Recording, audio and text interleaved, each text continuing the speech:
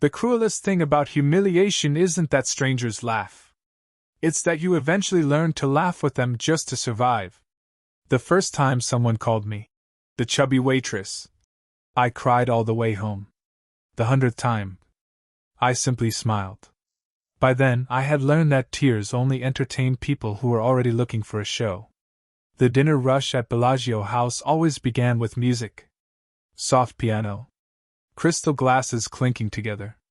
Expensive perfume floating through the dining room. Then came the voices. Emily! Table 14 needs sparkling water. I'll be right there. I balanced 2 heavy trays against my shoulder, forcing my aching feet to keep moving across polished marble floors. My black uniform had never fit the way the restaurant intended. The buttons across my chest pulled just enough to remind me that every extra pound on my body seemed to offend someone else's eyes. 26 years old. 5'6". A little over 200 pounds. Every mirror I passed seemed eager to remind me.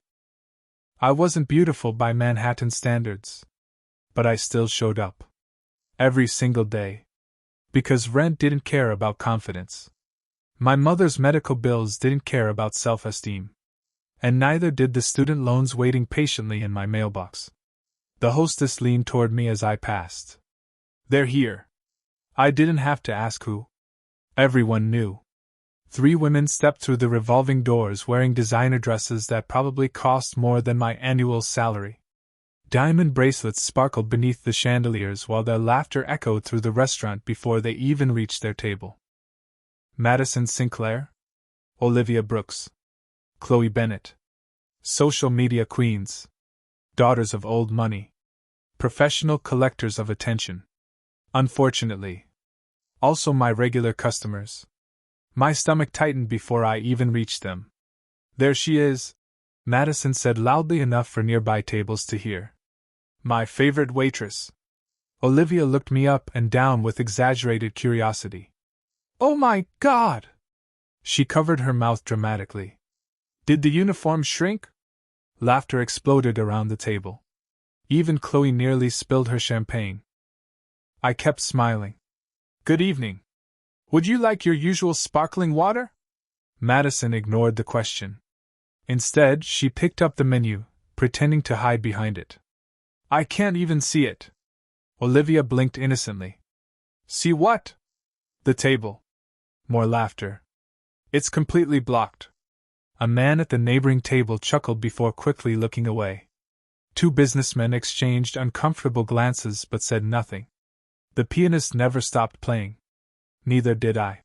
I'll give you ladies another minute. As I turned to leave, Madison called after me. Wait. I stopped. She tilted her head, her perfectly curled blonde hair catching the light. Do they charge the restaurant by the pound for uniforms? The laughter this time spread farther. Someone actually snorted. Heat rushed into my cheeks. I stared at the floor for one dangerous second, counting silently inside my head. 1, 2, 3. Smile. Always smile. I'm sorry you feel that way, I answered softly. Madison rolled her eyes. Oh, don't be so sensitive. We're just joking. Those 4 words. People always hid behind them. Just joking. As if cruelty magically became kindness the moment it wore a smile. I nodded politely and walked toward the kitchen before they could see my hands shaking. The stainless steel counter felt cold beneath my palms. I inhaled slowly. Coffee. Garlic butter. Fresh bread. Those familiar smells usually calmed me. Tonight they didn't. I looked through the small service window back into the dining room. Madison was already recording another video on her phone. Her camera slowly swept across the restaurant. Then, it stopped. On me. I quickly lowered my eyes. I prayed she wasn't filming again. I prayed tonight would end like every other shift. With nothing worse than another bruise no one could see. I had no idea that, somewhere near the darkest corner of Bellagio House, a man in an immaculate black suit had been watching every second in complete silence. And for the first time all evening, he finally looked up. Some people command a room the moment they enter it. Others never have to. The room simply notices. I didn't notice the man in the corner because nobody wanted me looking anywhere except at my work. Bellagio House rewarded speed, not curiosity. I wiped down table 9. Refilled wine at table 6. Delivered lobster risotto to the couple celebrating their anniversary near the windows overlooking Fifth Avenue. Life inside the restaurant moved with mechanical precision. The pianist changed songs.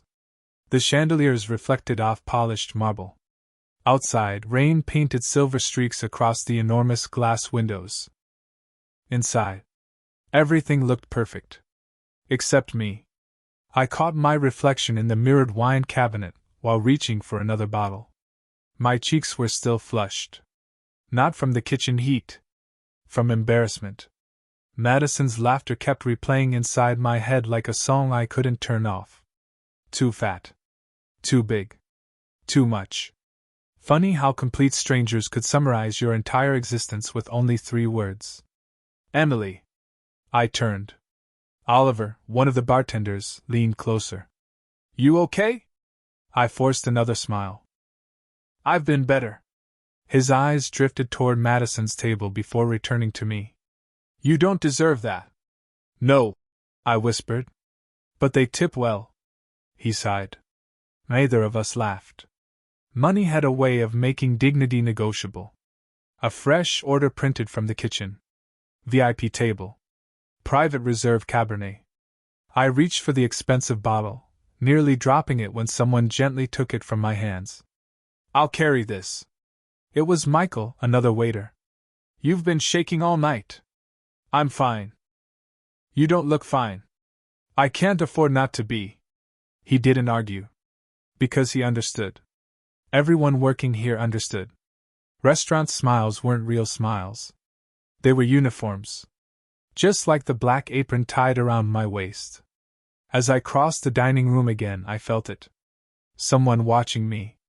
Not the curious glances people gave after hearing a joke. Not the judgment I had grown used to. This felt different. Calm. Steady.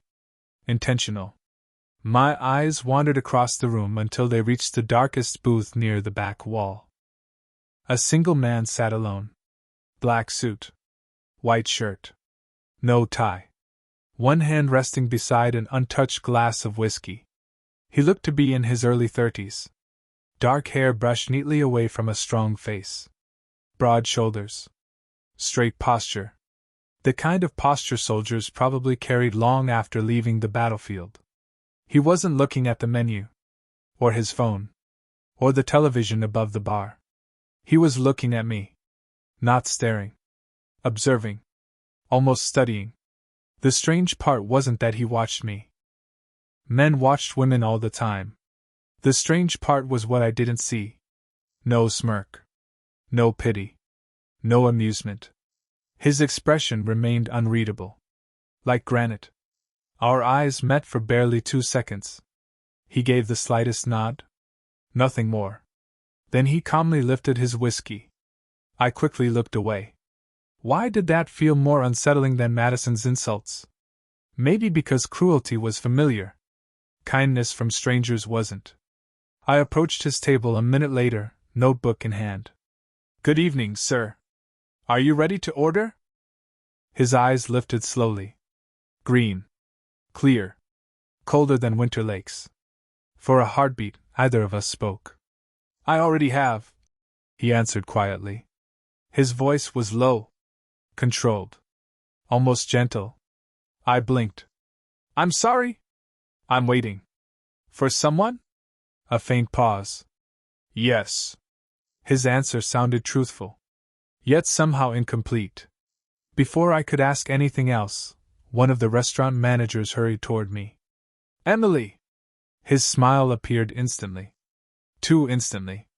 The ladies at table 12 are asking for you again. Of course they were.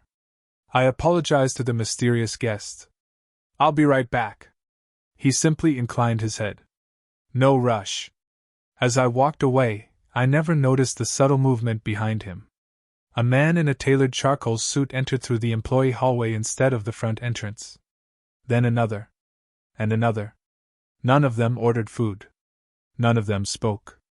They quietly positioned themselves around the restaurant as though they belonged there. Like shadows. Invisible to everyone. Except the man in the corner. He never once turned around. He didn't need to. They were already watching the room for him. Humiliation doesn't always arrive like a slap. Sometimes it asks you to smile first. Emily! Madison snapped her fingers as though calling a pet. The sound cut through the restaurant louder than the piano. Every instinct told me to keep walking. Every paycheck told me otherwise. I turned. Yes, ma'am? She rested her chin on one perfectly manicured hand. We've changed our minds. About dinner? No. Her smile widened. About entertainment. Olivia reached into one of the luxury shopping bags beside her chair and pulled out something folded in bright pink tissue paper. What is that? Chloe giggled. A little gift. Madison unfolded it with exaggerated care. An oversized white apron. Across the front, printed in thick black letters, were the words, "Too fat to fit." The table erupted. Even guests nearby stopped eating. I felt every drop of blood drain from my face. Madison held the apron toward me. Come on. It'll be funny. I don't think that's appropriate. Oh? She tilted her head. So now the waitress gets to decide what's appropriate? Olivia lifted her phone. Already recording. The tiny red light glowed on the screen. Smile, Emily. This is going viral. Someone at another table whispered. Is she really filming this? No one stopped her. Not the guests. Not the manager. Not security. My manager, Richard, hurried over wearing the same polished smile he used for wealthy customers. Is there a problem, ladies? Madison pointed at me without looking away. Your waitress is refusing to participate. Richard turned toward me. His smile disappeared. Emily. They're value clients. It'll only take a second. I stared at him. You want me to wear that? He lowered his voice. I want you to avoid making a scene. A scene. As though I were the problem.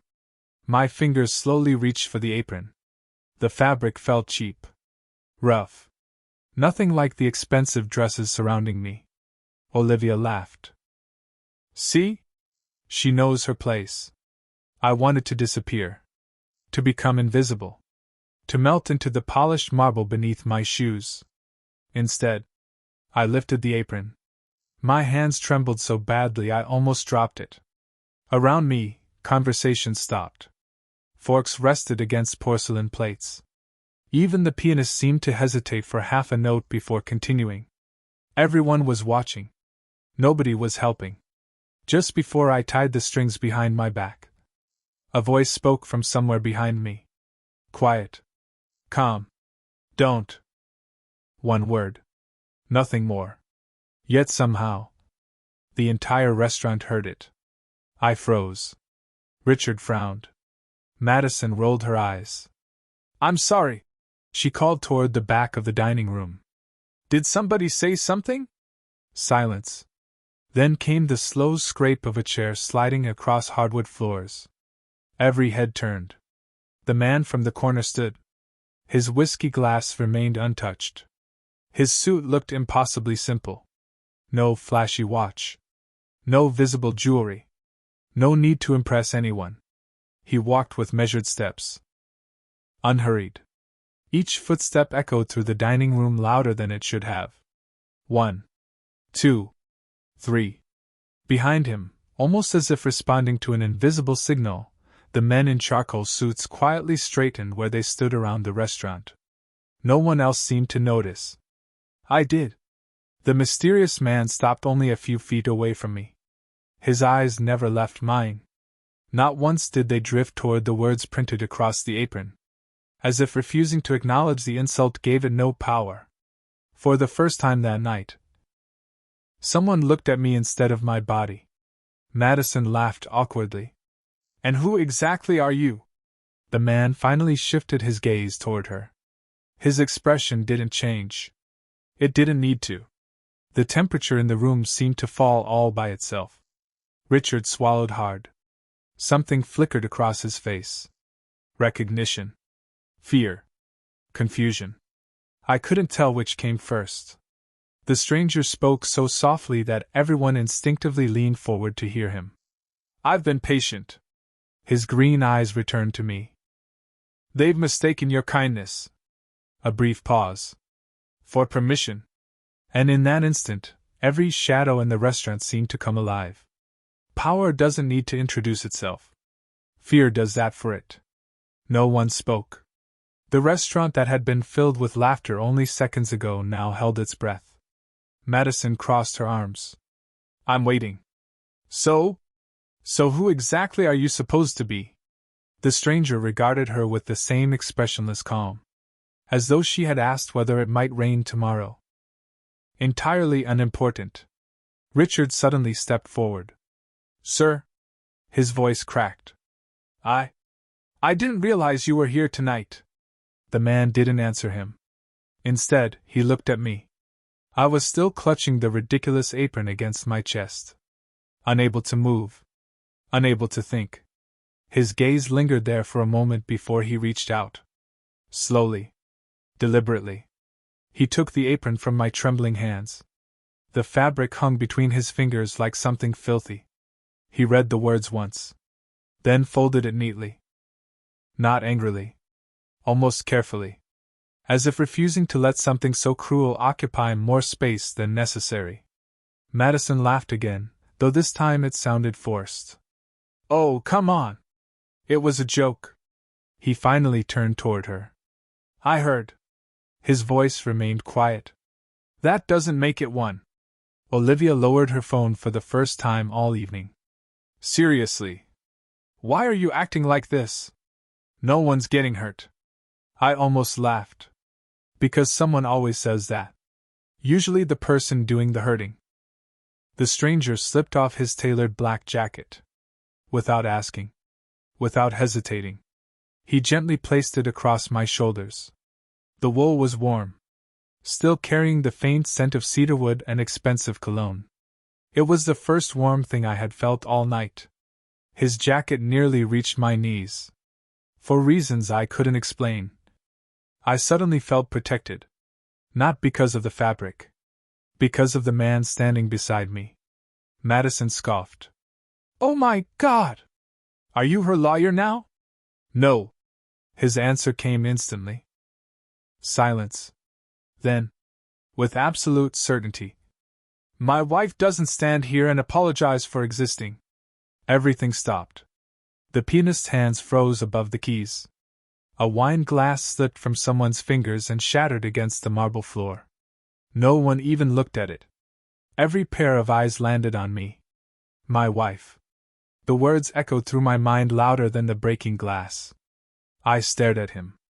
I had never seen this man before tonight. He didn't look at me. He didn't explain. He simply stood there as though what he had just said was the most ordinary statement in the world. Madison blinked twice. Then laughed nervously. Your wife? Seriously? She looked directly at me. Emily. You don't actually know this guy, do you? I opened my mouth. Nothing came out. Because the truth sounded ridiculous. No. I didn't know him. But somehow, standing beside him felt safer than standing beside anyone I had known for years. Richard's face had turned ghostly pale. His hands shook. One of the chefs peeked through the kitchen doors. The bartender stopped pouring a drink halfway. Even the guests who had ignored everything minutes earlier now watched with growing unease. Then I noticed something strange. The men in charcoal suits. They were no longer pretending to be ordinary customers. Each of them stood perfectly still, watching only one person. The man beside me. Waiting. Not for instructions. For permission. Madison finally rolled her eyes. Oh, please. This is some pathetic little boyfriend act. If you think pretending she's your wife is going to scare me. A deep voice interrupted from the entrance. It belonged to an older gentleman wearing an immaculate navy suit. His complexion drained the instant he saw the man beside me. He removed his glasses, whispered one sentence. Not to anyone in particular. Perhaps only to himself. "Oh, dear God! It's Damian Blackwood!" The whisper spread across the restaurant faster than fire through dry grass. One table. Then another. Until the entire dining room knew the name. And every smile disappeared. Names have weight. Some open doors. Others make powerful people forget how to breathe. "Damian Blackwood?" Madison whispered the name as though saying it too loudly might summon something dangerous. "No." She forced a laugh. "It can't be." Olivia was already searching on her phone. Her confidence disappeared one swipe at a time. The color drained from her face. "Oh my God!" "It is him." Chloe leaned over to look at the screen. Within seconds, she lowered her eyes.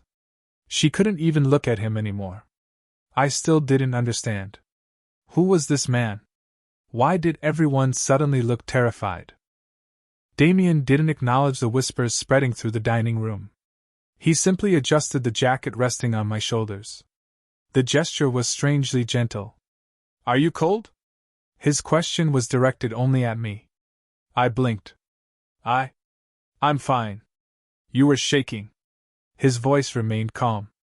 I noticed. No one had noticed before. Not when my hands trembled. Not when my smile cracked. Not when I silently counted to keep myself from crying. He had. Richard suddenly hurried forward. His polished shoes nearly slipped across the marble floor. "Mr. Blackwood, I sincerely apologize. I had no idea." Damian raised one finger. Richard fell silent immediately. The entire restaurant watched the exchange with stunned disbelief. "You knew." Damian's tone never changed. "You watched." Richard swallowed. You heard every insult." "I was trying to protect the restaurant." Damian nodded once. "I know." The two words landed heavier than a shout. "I've watched this restaurant for 38 minutes. He glanced around the room. I counted. 23 guests looked away. 7 employees pretended to stay busy. 1 manager protected paying customers instead of his staff. No one moved. No one denied it. Because every number was true. Then Damian looked back at me. "And 1 waitress kept serving people who had forgotten she was human." My throat tightened. I wasn't used to someone seeing me. Not really. Richard's voice became desperate. "Please, Mr. Blackwood. We can fix this." Damian asked a simple question. "Can you erase what happened?" Richard said nothing. "Can you give her back her dignity?" Silence. "I didn't think so." Madison suddenly found her voice again. "Listen. I don't know what she told you." Damian looked at her. She stopped speaking before he said a word. It wasn't fear of violence. It was something else. The certainty that excuses would not matter. He turned toward one of the men in charcoal standing quietly near the entrance. The man stepped forward immediately. "Yes, sir." No salute. No dramatic display. Just absolute discipline. Damian spoke without taking his eyes off me. "Bring every employment contract this restaurant has." "Yes, sir." "And have legal prepare an acquisition proposal." Richard frowned. "Acquisition?" Damian finally looked at him. "You said your priority was protecting the restaurant." A brief pause. "I've decided to buy it." The sentence echoed through the dining room like thunder. Richard's knees nearly gave out. You're buying Bellagio House? If the owner is willing. And if he isn't?" Another pause. "I'll purchase the building instead." A nervous murmur swept through the guests. Money. Influence. Power. I had never seen them move this quietly. Damian turned to me once more. "Emily." It was the first time he had spoken my name. Not waitress. Not young lady. Emily. "Would you stand beside me?" I hesitated. Every eye in the restaurant followed me as I took one small step. Then another. Until I stood beside him. For the first time that evening. I wasn't standing there because someone ordered me to. I chose to. Damian offered his arm. Not possessively. Respectfully. As long as you're beside me. His voice was low enough that only I could hear the final words. No one here will ever make you feel small again. Power doesn't always destroy people. Sometimes. It simply gives them enough silence to hear their own conscience. No one dared to return to dinner. The food grew cold. Wine remained untouched. Even the pianist quietly closed the lid over the keys. Bellagio House no longer felt like a restaurant. It felt like a courtroom. And somehow, I was standing at the center of it. Damian released his arm, giving me enough space to choose whether I wanted to stay beside him. I stayed. Not because he asked me to. Because walking away suddenly felt like running from the first person who had ever stood up for me. Madison cleared her throat. This is ridiculous. Her voice lacked its usual confidence. We were just teasing her. People tease each other all the time. Damian regarded her calmly. Did she laugh? Madison frowned. What? When you mocked her? Did she laugh? Nobody answered. Did she look amused? Silence. His eyes moved toward Olivia. You were recording. Olivia quickly hid her phone behind her back. I already deleted it. You deleted the video. He spoke evenly. Not the choice that created it. Olivia lowered her head. For the first time all evening, she looked her age. Young. Uncertain. Human. Chloe tried next. You don't understand. We didn't think, I know. Damian interrupted softly. That's precisely the problem. His words weren't loud. They didn't need to be. Each sentence landed with impossible precision. You believed her job required her to tolerate your cruelty. You confused professionalism with permission. You mistook patience for weakness. The room remained perfectly still.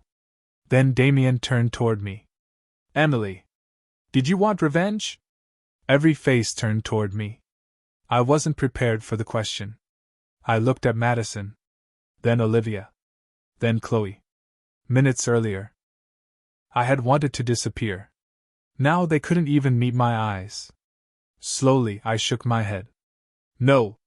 My voice barely rose above a whisper. I just wanted them to stop. Damian nodded. As I expected. He looked back at the three women. Do you hear that? She never wanted to embarrass you. Only to be left in peace. Madison's shoulders sank. For the first time, there was no sarcasm in her expression. Only discomfort. Richard stepped forward again. What would you like us to do, Mr. Blackwood? Damian answered without hesitation. Nothing for me. His gaze shifted toward me. Ask her. Richard blinked. Ask Emily? Yes. What does she need from you? The question hung in the air. Nobody had ever asked that before. Not after endless shifts. Not after insults. Not after tears hidden in the employee restroom. Richard slowly turned toward me. His voice was almost unrecognizable. I'm sorry. The words sounded awkward. Unpracticed. I should have protected you. The chefs looked down. The bartenders followed. One by one, several employees quietly apologized as well. Not because Damian demanded it. Because they suddenly realized how long they had accepted the unacceptable. Madison inhaled deeply. Then, to everyone's surprise, she stood. Her designer heels clicked softly across the marble until she stopped in front of me. I'm sorry, Emily. No excuses. No laughter. No performance. Just 4 words spoken with trembling lips. Olivia joined her. Then Chloe. 3 women who had entered believing they owned the room. Now stood waiting for a waitress to answer. I looked at each of them. The anger inside me had already begun to fade. It left behind something much heavier. Relief. I accept your apology. I smiled gently. But I hope. My voice steadied. The next waitress you meet never has to earn basic kindness. No one applauded. No one cheered. They simply lowered their eyes. Because everyone in that room understood the same truth at the same time. Respect should never depend on who is standing beside you. Damian looked at me then. And for the first time since he had walked into Bellagio House, the corner of his mouth lifted into the faintest smile. It wasn't pride. It was admiration. As though, despite everything his power could buy, the strongest person in the room had never been him. Sometimes the strongest person in the room is the one who refuses to let someone else fight every battle for them. The silence inside Bellagio House had changed. Minutes ago, it was the silence of fear. Now, it was the silence that follows truth.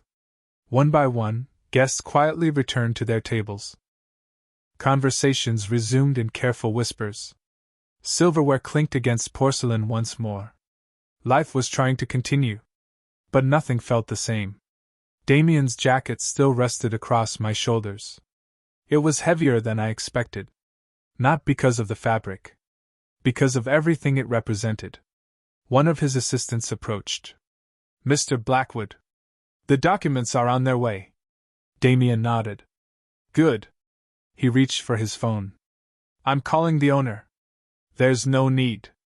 The words left my mouth before I realized I had spoken them. Everyone looked at me. Even Damian. You don't have to buy the restaurant. His hand paused above his phone. I don't? I slowly shook my head. No. You already did enough. He studied my face carefully. What they did was unacceptable. I know. And there should be consequences. I know. Then why stop me? I looked around the dining room. Richard stood frozen. The bartenders looked exhausted.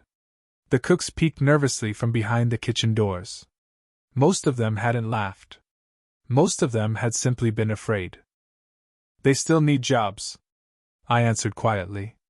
If the restaurant closes, they lose everything too. Damian didn't interrupt. So I continued. I don't want innocent people paying for someone else's mistakes. A long silence settled between us. One of his bodyguards glanced at another. Either of them moved. Finally, Damian slipped the phone back into his pocket. You surprise me. I've been surprising people my whole life. A faint breath escaped him. It wasn't quite a laugh. But it was close. You forgive very easily. I looked down at my hands. No. I just know what it's like to need a second chance. His expression softened almost imperceptibly. For a man everyone feared. He suddenly looked strangely tired. As though carrying power had become heavier than carrying responsibility. Richard cautiously stepped forward. Emily. If you still wish to work here. His voice cracked. I promise things will change. I smiled politely. I appreciate that. Then I untied my black apron. Slowly. Carefully. The familiar knot loosened beneath my fingers. For 5 years, that apron had represented survival. Late rent. Double shifts. Missed birthdays. Exhaustion. It had also witnessed every insult I pretended didn't hurt. I folded it once. Twice. Then placed it gently on the hostess stand. Richard stared. What are you doing? I think. My voice remained calm. I'm finally done apologizing for taking up space. The words surprised even me. For the first time in years, I actually believed them. A few employees began clapping. Softly at first. Then louder. Not because I had quit. Because they understood why. Tears filled the hostess's eyes. Michael, the waiter who had carried the wine bottle for me earlier, smiled proudly. You deserve better, Emily. Maybe I did. Maybe I always had. Damian stepped closer.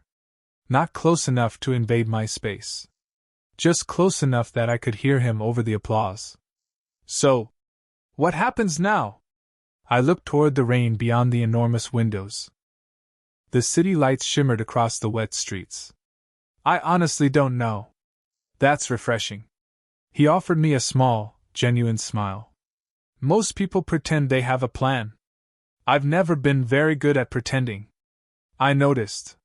For the first time that evening, I laughed. A real laugh. Not the practiced smile of a waitress. Not the polite laugh of someone trying to survive. Just me.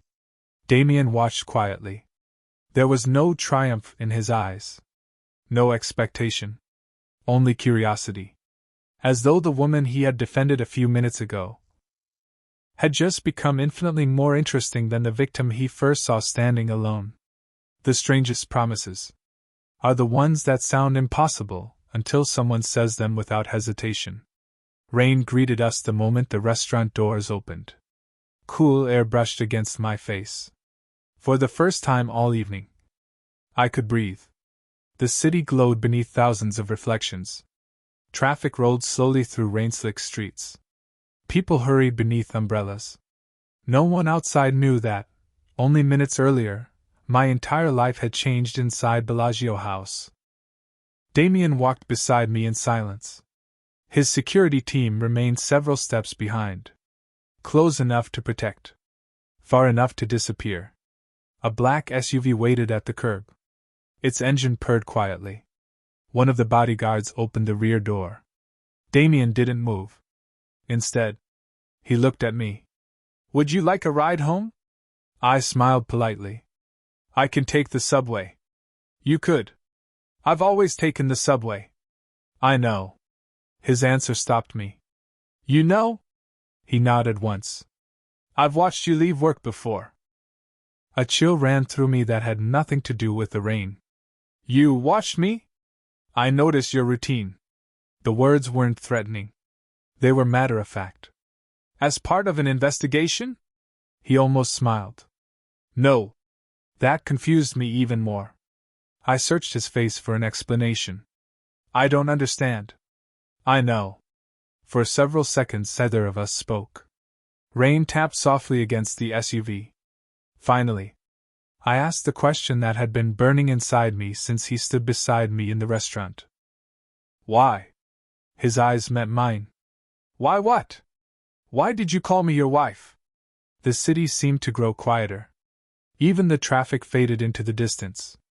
He didn't answer immediately, as though choosing the truth carefully.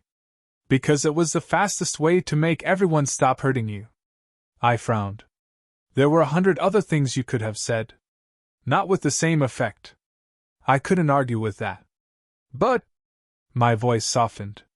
You don't even know me. A faint breath escaped him.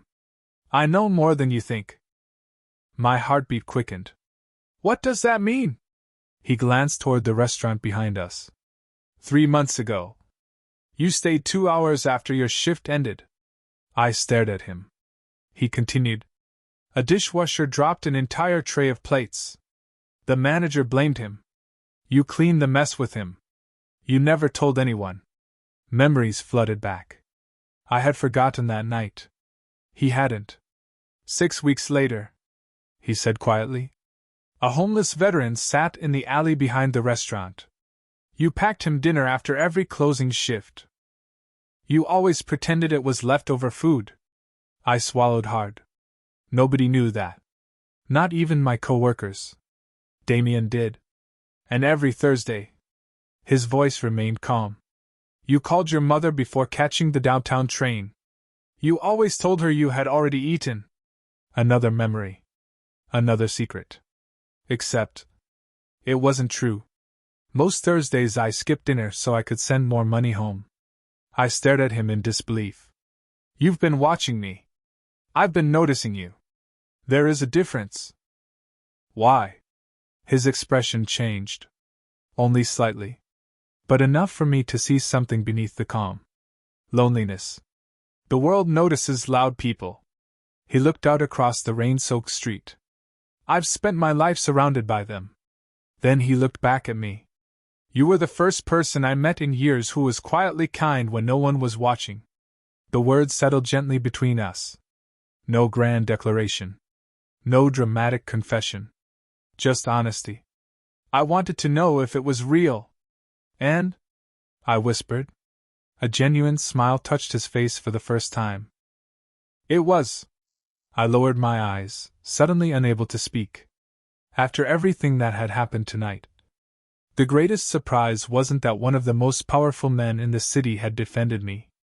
It was discovering he hadn't fallen in love with the woman everyone finally noticed. He had quietly admired the woman no one had ever bothered to see. People often asked me when I fell in love. They always expect a beautiful answer. A perfect moment. A magical kiss beneath city lights. The truth is, love wasn't the first thing Damian Blackwood gave me. He gave me something I had been missing long before we ever met. The permission to believe I had never been too much. 3 months later, New York looked different. Or perhaps, I finally did. The old Bellagio house still stood on the same corner. The same marble floors. The same crystal chandeliers. The same piano. But something inside had changed forever. A small brass plaque now rested beside the entrance. Every employee deserves respect. No exceptions. Richard had insisted on putting it there. He also established mandatory workplace dignity training. Not because Damian demanded it. Because he had finally understood what leadership was supposed to protect. Madison surprised everyone, including herself. The viral account that once lived on public humiliation slowly transformed into something else. She began speaking openly about online bullying, about the cost of chasing attention, about becoming the kind of person she no longer wanted to recognize. Olivia volunteered at a youth center. Chloe quietly funded scholarships for hospitality students. People can change. Not because they are forced to. Because sometimes shame becomes the beginning of wisdom. As for me, I never returned to waiting tables.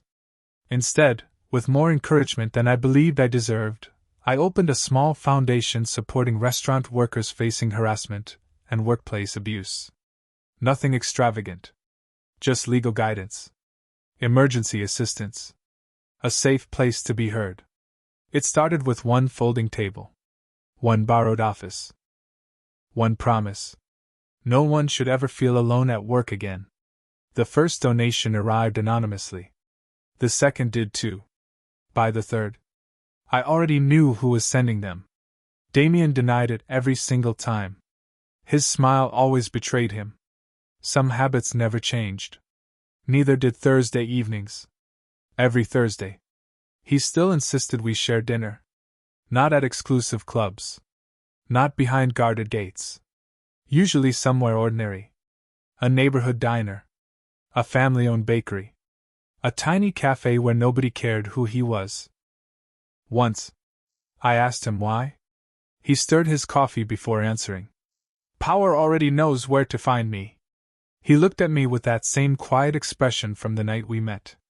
I'd rather spend my time where kindness still surprises people. On the first anniversary of that unforgettable evening, we walked past Bellagio House together. Rain had returned. Almost as if the city remembered. I stopped beneath the restaurant sign. So, I smiled. Were we ever actually married? Damian laughed. A real laugh this time. Deep. Warm. The paperwork came much later. I looked at him in mock disbelief. So your first proposal was technically a public emergency? It was. And your second? He reached into his coat pocket. Not for a ring. For the neatly folded white apron. The same one that had once carried cruel words across its front. The hateful message was gone. In its place, someone had embroidered new words by hand. You were always enough. He handed it to me without speaking. My eyes filled before I could stop them. I kept it, he said quietly. So either of us would ever forget. I looked up at the man the city feared. The man who could have answered cruelty with power.